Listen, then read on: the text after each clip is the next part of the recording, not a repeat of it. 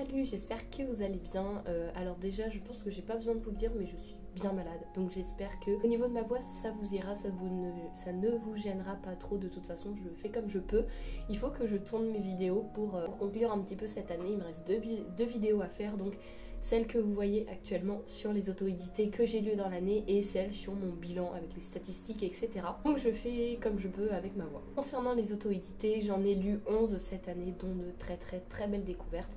En relisant les titres, puisque je vais me baser de ce que j'ai écrit sur mon carnet de lecture, c'est-à-dire tous les auto-édités d'ici, il y en a, je ne me souviens absolument pas de l'histoire, je vous le dirai, mais je vais quand même regarder le résumé, donc je vais regarder mes posts pour voir un petit peu dans mon avis ce que j'ai écrit, etc.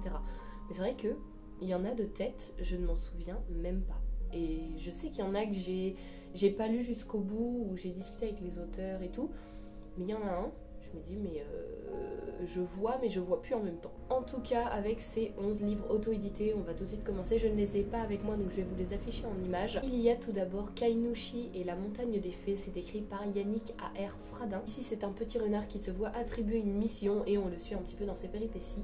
Et j'avais bien aimé au moment où je l'avais lu, puisqu'en fait au départ ça m'avait un petit peu fait penser à un conte des Fables de La Fontaine, et après j'ai trouvé que ça partait complètement dans une autre direction où là vraiment on était complètement au cœur de la fantaisie et j'avais trouvé ça assez sympa. Je peux pas vous en dire plus parce que c'est une nouvelle, donc en tout cas ça va être une bonne lecture. Et je sais que sur le moment je me suis dit qu'il fallait que je lise d'autres de ses nouvelles puisqu'il en a écrit plein, et en fait je me suis pas penchée dessus. Du coup je sais que si à un moment je veux lire des nouvelles, je sais où je pourrais aller chercher. Ensuite, le prochain livre, et là je viens de relire mon avis lecture, j'ai vu sur Instagram qu'au lieu d'écrire duologie, j'ai écrit biologie. Pas ouf. Il s'agit du livre Les Gardiens, donc les chroniques d'Almérante, le tome 2, c'est écrit par Bénédicte P. Durand. Et donc ici, on y suit il me semble, deux têtes, que c'est Elowen, une jeune magicienne qui va devoir passer je sais plus, une cérémonie ou quelque chose comme ça, je me souviens plus exactement du terme, sauf qu'en fait il y a l'aura d'une créature avec plein de magie qui se promène pas loin d'elle. Enfin elle sent cette aura et elle est attirée par ça, et donc elle décide d'aller la chercher. Et en fait tout le monde est en train de se dire en fait on a juste besoin d'elle, c'est un peu l'élément central de la journée et on ne sait pas où elle est, et on y découvre un monde de fantaisie très riche, puisque il me semble que Elowen c'est une elfe, et en fait les elfes découvrent qu'ils ne sont pas seuls comme créatures, et que toutes les histoires qu'on leur raconte depuis petit, il y a peut-être des choses qui se révèlent vraies, mais d'autres aussi qui cachent de très lourds secrets. Et donc j'ai lu le tome 2 cette année, et ça a été une très bonne lecture pour conclure cette duologie, et non pas cette biologie, merci Camille, où on a un rythme très différent du premier, où on a vraiment une richesse de l'univers, mais tout est ficelé du début à la fin, on ne se perd pas, on a des personnages, on a un univers, on a des actes, enfin moi je sais que quand je l'ai lu, j'avais trouvé ce livre mais d'une richesse remarquable, sans pour autant que ce soit trop lourd, trop pesant, et où en fait ce soit un univers trop complexe. Et surtout, on ne peut pas deviner la fin avant qu'elle arrive. Donc ça c'est quand même bien de se laisser mener un petit peu sans savoir où est-ce que l'on va, et sans se dire je sais que ça va terminer comme ça, et effectivement ça se termine comme ça. Moi je trouve que c'est un petit peu dommage quand ça se passe comme ça, enfin après ça dépend le contexte, etc. Mais là pour le coup ça a été une très bonne lecture et une saga que je vous recommande. Le prochain livre, il s'agit de Cinéma intégral de Frédéric Mirabel Chambaud, et effectivement en fait c'est ce livre là que je vous ai dit que j'avais pas énormément de souvenirs, et en fait quand je relis mon avis je comprends pourquoi. Et pour le résumé, c'est quelle séquence choisiriez-vous si vous aviez accès aux séquences du passé. Et en fait dans mon avis j'ai écrit également que j'avais pas tout saisi, donc je pense que c'est normal à partir de là, mais ça a été une bonne lecture. Mais en fait je crois, il me semble de tête que c'était une nouvelle. Mais en fait le souci c'est que on n'a pas des révélations qui viennent petit à petit. On a tout qui arrive d'un coup, comme une conversation en fait. Enfin ça se passe dans une conversation où en fait les personnages discutent, et c'est ah oui et puis ça c'est comme ça, et puis du coup ça veut dire ça, et puis en fait on a tout qui est dit comme ça. Et je me suis dit du coup j'ai ressenti moins de, comment dire, pas moins d'intérêt, mais vous voyez, moins de ce sentiment où on se dit mais qu'est-ce qui se passe et tout. Là en fait tout nous était donné lors d'une conversation, et je me suis dit ouais enfin donné comme ça c'est un peu bizarre. Après il y a quelques trucs, enfin quelques passages aussi que je n'ai pas tout à fait compris au moment, alors là maintenant je ne pourrais pas du tout vous redire lesquels, mais j'ai mis que ça avait été une bonne lecture avec quand même un bon fil rouge, mais que pour moi il y avait des petites choses à retravailler pour que ce soit vraiment une histoire super. Parce que vraiment je ne dis pas que c'était une mauvaise histoire, je dis juste que moi les révélations je les ai trouvées un petit peu rapides et un petit peu donné de façon trop simple au lecteur. Mais sinon, comme je vous dis, c'était une bonne lecture. Donc, il y a juste quelques petites exceptions qui ont fait que moi, ça m'a un petit peu dérangé. Mais quand j'ai regardé les avis sur les différents sites, c'est un livre qui est très bien noté. Donc franchement, si ça peut vous intéresser, allez voir. La prochaine lecture a été une super lecture puisqu'il s'agit d'une nouvelle de 57 pages qui est écrite par Éponine Simonet. Il s'agit du livre Le Temps des étoiles. Et j'ai adoré tout simplement parce qu'on est un petit peu comme dans une nouvelle philosophie qui aborde la vie, la mort, le temps, le deuil, mais tout ça sans nous perdre. Et en même temps, j'ai trouvé que c'était des sujets forts abordés avec justesse. On a plein de notions très intéressantes qui sont très bien abordées avec le point de vue de l'autrice, mais tout en étant c'est des notions complexes mais expliquées de manière fluide et très intéressante. Je ne me souviens pas de tout forcément dans cette nouvelle, mais ce que je me souviens c'est qu'au moment où je l'ai lu, je me suis dit mais ouais, en fait cette nouvelle est géniale, elle est trop bien et je vous conseille réellement de la lire parce que c'est un peu une nouvelle philosophique tout en abordant une histoire avec des thèmes forts mais de manière abordée de manière juste, simple et fluide, mais sans être trop banal en mode je voulais l'aborder, hop je l'ai abordé, c'est bon. Non, vraiment on a réellement, c'est vraiment bien fait, bien écrit et moi c'est une nouvelle que j'avais beaucoup aimée. Le prochain livre auto-édité, il s'agit de La Source des siècles, le tome 1, c'est écrit par L.F. Courteveille et ici on y suit un petit peu un livre de fantasy futuriste puisqu'on se situe longtemps après l'extinction des humains où on y suit les Quentil qui mènent une existence parfaite, paisible, où il n'y a plus de guerre, où tout va bien, où la violence aurait disparu pour toujours grâce au seigneur protecteur qui possède une puissante magie. Mais à la fin de ce résumé, c'est écrit et autour de cet étrange paradis rôdent les ronfles. 3 petits points. Donc on se doute que les ronfles sont des créatures pas forcément très sympathique. C'est une histoire de fantasy où j'ai mis un petit peu de temps à me plonger dedans, mais après, une fois que j'étais dedans, j'ai bien aimé. Et j'ai trouvé que la place de la magie ou de la supposée magie était très intéressante. Après, comment dire, moi j'ai bien aimé, honnêtement j'ai beaucoup aimé l'histoire, mais il y a des moments où j'étais à fond et d'autres où j'étais complètement à côté de la plaque. Il y a des chapitres qui étaient courts, qui nous créaient une bonne dynamique, et d'autres où les chapitres étaient beaucoup plus longs, et donc j'ai trouvé que le rythme ralentissait énormément. Donc en soi, dans l'ensemble, ça a été une très bonne lecture avec avec des exceptions. Mais je pourrais pas vous expliquer pourquoi à côté, parfois j'étais complètement à côté de la plaque. Je sais qu'à ce moment-là, quand moi j'étais à côté et je n'arrivais plus à être dans l'histoire, je lisais mais sans comprendre, je me disais mais pourquoi en fait? Parce qu'il n'y a pas réellement de raison. L'autrice ne nous perd pas, il n'y a pas de raison qui se voit en fait, il n'y a pas de raison visible. Mais voilà, j'ai pas forcément d'explication à vous donner. Ça a été quand même une très bonne lecture dans l'ensemble. C'est un tome 1, je n'ai pas continué la saga, mais le tome 1 est une bonne saga, comme je vous dis, avec quelques exceptions pour moi, sans explication forcément. Le prochain dont je vais vous parler, il s'agit de Pour faire un bébé. Alors c'est écrit par Jeanne Sélène et c'est illustré par Calista Faral. Tout simplement comme un petit peu un documentaire sur comment faire un bébé, donc avec les schémas, etc. À l'intérieur du corps, comment ça se passe. C'est un documentaire que j'avais vraiment envie de découvrir pour voir comment est-ce qu'il était abordé. Et en fait, je l'ai bien aimé, mais pour moi, j'en ai parlé à l'autrice, il devrait peut-être être un petit peu travaillé. Alors au moment où je l'ai lu, maintenant je ne sais pas, parce que j'ai trouvé qu'à des moments c'était expliqué très simplement, donc c'était très bien, très abordable. Mais à d'autres moments, on avait vraiment des détails sur des termes très scientifiques. Et donc en fait ça dénotait un petit peu, c'est-à-dire que parfois on avait vraiment une vision globale et parfois on avait vraiment des trucs pointus et c'était tout l'un ou tout l'autre. Donc je me suis dit ça concordait pas trop, comme si elle voulait rentrer parfois dans les détails et parfois pas trop. Donc j'ai trouvé que c'était un petit peu bancal par rapport à ça. Sinon j'ai trouvé quand même ce documentaire très intéressant. Je vous invite à aller le découvrir si ça peut vous intéresser. Mais voilà, pour le moment, au moment où je l'ai lu, je sais que moi c'est ce qui m'avait un petit peu fait tilt. Mais maintenant, voilà, je ne sais pas s'il a été retravaillé et en tout cas, c'est quand même un documentaire très intéressant. Ensuite, le prochain livre, il s'agit de Dans le silence de DKN. Je ne sais pas comment est-ce qu'on prononce le nom de famille. Et ici, pour votre plus grand étonnement, j'ai lu une romance MM, c'est-à-dire une romance homosexuelle entre deux hommes. Et je peux vous dire que j'ai bien aimé puisque en fait, on a vraiment une romance entre deux jeunes, dont un qui a un handicap invisible, un autre qui est un petit peu l'image du gars qui ne va pas montrer ses sentiments, qui est tout le temps là, non mais moi ça m'atteint pas, etc. Et qui finalement peut-être que... Et dans l'ensemble j'ai trouvé quand même que c'était très bien abordé, que la romance était bien ficelée parce que certes c'est le point central de l'histoire, mais on a quand même d'autres sujets tout autour, des sujets de famille, on a des sujets voilà forcément d'amour, des sujets au niveau de l'amitié, de la confiance en soi, du regard des autres. Donc même si la romance était le point principal de cette lecture, j'ai trouvé quand même que c'était bien abordé et qu'il y avait quand même toute une histoire de créer autour qui était très très bien ficelée. Et même la romance en elle-même, j'ai bien aimé parce qu'on a deux personnages qui apprennent à se connaître, qui n'ont pas forcément confiance en eux, donc qui ne savent pas trop comment faire, qui ont un petit peu peur, qui ne savent pas trop faire par rapport au corps de l'autre qui finalement est comme le sien, enfin vous comprenez ce que je veux dire vu que ce sont deux hommes. Et vraiment ce questionnement de si moi j'aime ça, est-ce que lui aussi va aimer ça, enfin est-ce que...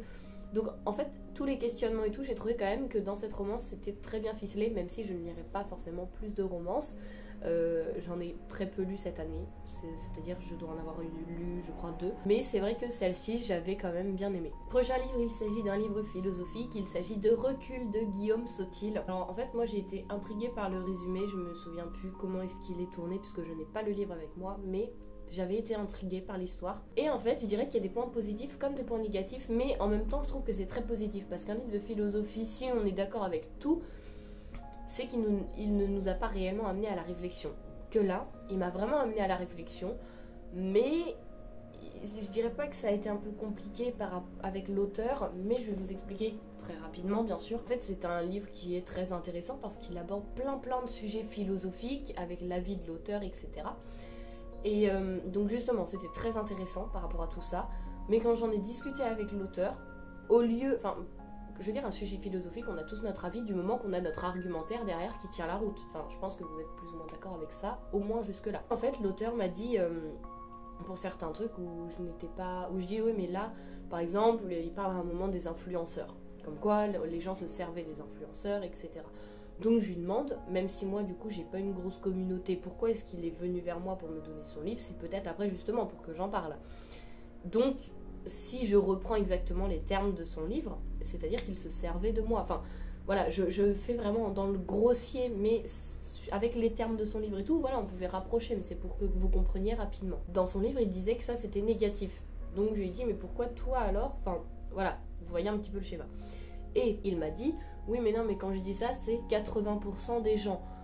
Donc déjà, j'ai trouvé qu'il y avait un petit souci par rapport au fait que dans son livre, quand il parle de certaines choses, de certains sujets, pas forcément que des influenceurs, on a l'impression qu'il prend toute la globalité, alors qu'il me dit que non. Donc, soit c'est pas un point négatif qu'ils me disent que non, c'est pas toute la globalité, c'est juste que dans son livre, du coup, ça ne retranscrit pas un peu ce qu'il pense. Donc moi, ça m'a un petit peu gênée parce que je me suis dit, mais du coup, on dirait que tu dis autre chose que ce que tu écris dans ton livre, enfin que la pensée est différente.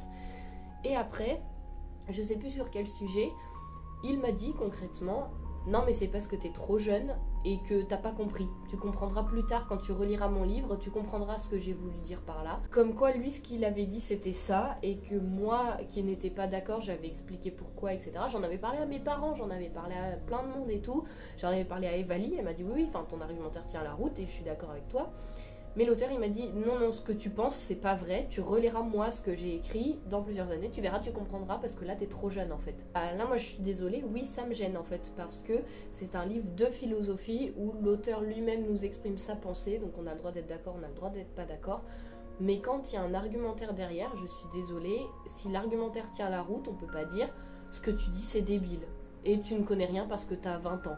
Enfin en soi j'ai envie de vous dire, qu'est-ce qu'il sait de ce que j'ai vécu, de ce qui m'est arrivé, parce qu'il y a eu un sujet justement qui me touchait. Je me suis dit, mais en fait, il me connaît pas, donc qu'est-ce qui dit que ce sujet ne me parle pas?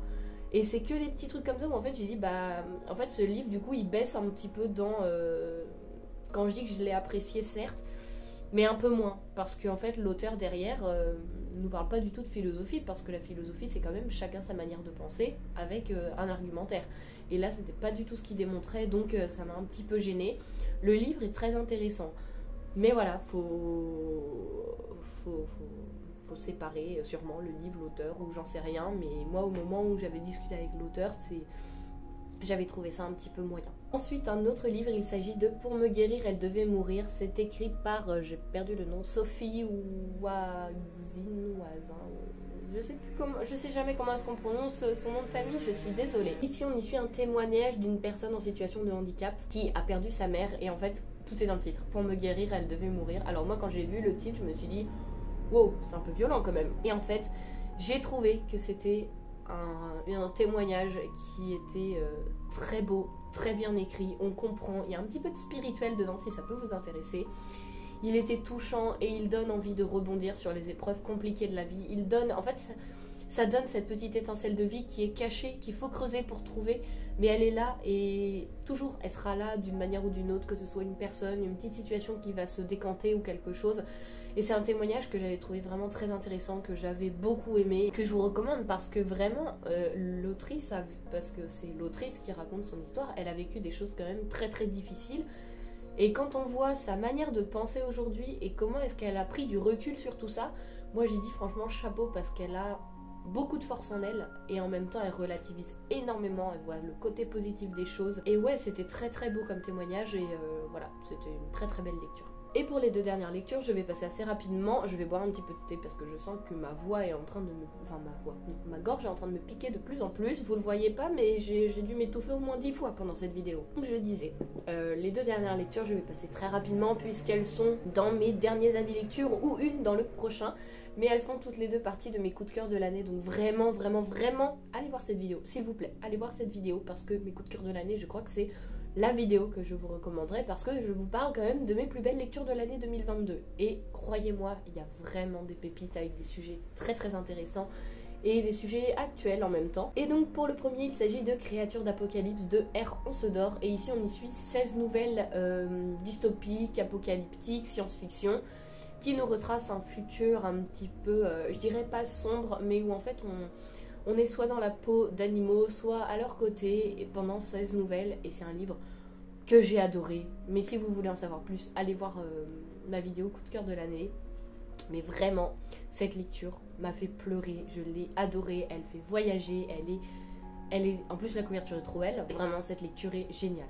Et le dernier livre, il s'agit de Devant nos yeux de Julie Dupont. Et encore une fois, il fait partie de mes coups de cœur. Donc, allez voir ma vidéo coup de cœur si ce n'est pas déjà fait. Encore une fois, la couverture est sublime. Et on y suit un sujet qui est très actuel puisque ça parle de l'écologie. Mais pas juste, je veux aborder l'écologie. Hop, c'est bon, c'est fait. Non, non.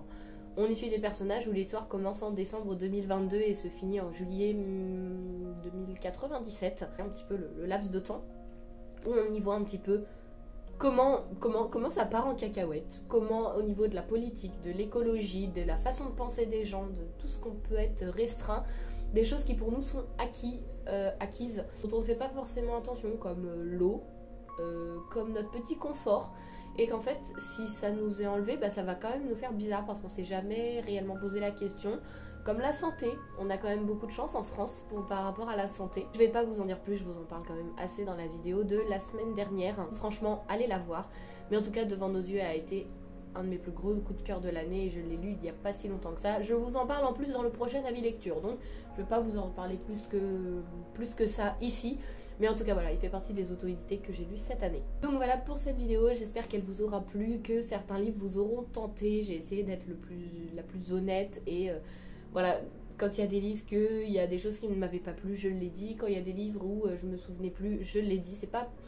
Moi, c'est vraiment important que je sois honnête tout le temps parce que c'est pas parce que des auteurs m'envoient leur livre que je vais dire ce livre est génial, tout va bien, tout est beau, tout est rose, lisez-le. Non, moi, ma condition, c'est quand même de rester honnête et franche sur mes avis sans pour autant être déplacée ou cassante ou méchante à aucun moment, vraiment.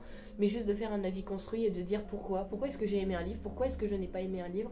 Et comme je vous le répète à chaque fois, de toute façon, que j'aime ou pas un livre, c'est personnel. C'est-à-dire que vous allez pouvoir l'aimer, vous, pour d'autres raisons. Il y a des livres que je vais pouvoir adorer et pas vous pour certaines raisons. C'est complètement subjectif. En tout cas, voilà, j'espère que cette vidéo vous aura plu, que vous aurez passé un bon moment. Et puis moi, je vous dis à dimanche pour une nouvelle vidéo. D'ici à ce que je rattrape toutes mes vidéos bilan avant de réellement commencer l'année avec des nouvelles vidéos. Et puis, du coup, moi, je vous dis à dimanche. Et puis d'ici là, je vous souhaite de passer de très bons moments et de très belles lectures. Salut!